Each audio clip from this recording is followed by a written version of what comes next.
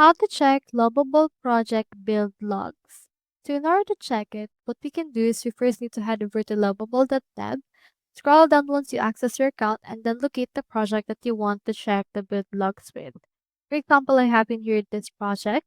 You can head over and click onto these three dots right here, and you can find in here onto the settings.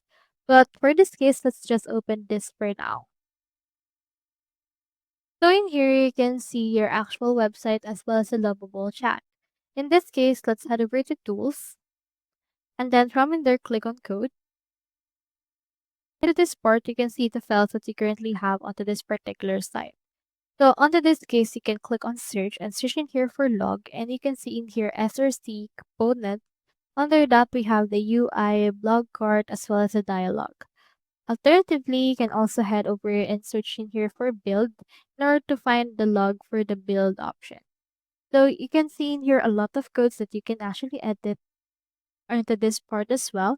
Or if you want to see the actual project logs for the previous versions, you can click onto this icon right here. And you can see in here this actual logs for the version histories. You can click on one of them and then restore the particular version. So that's how you check Lovable project logs. I hope this video helped you out.